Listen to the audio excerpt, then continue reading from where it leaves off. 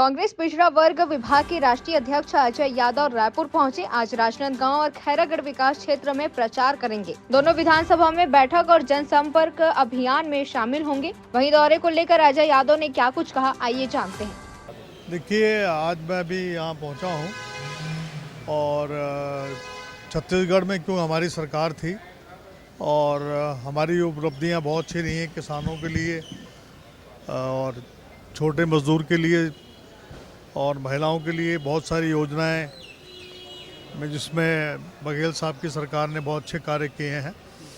और जो सबसे बड़ा मुद्दा जो राहुल जी ने बात रखी है, एक तो हम जो है जातीय जनगणना जातीय जनगणना की बात करेंगे हम लोगों के बीच में जाके कि हम जातीय जनगणना करवाएंगे जिससे कि आर्थिक, सामाजिक, शैक्षणिक और जो है राजनीतिक स्तर किसका कितना है, ताकि ओबीसी का अलग डिपार्टमेंट बनाने की बात है।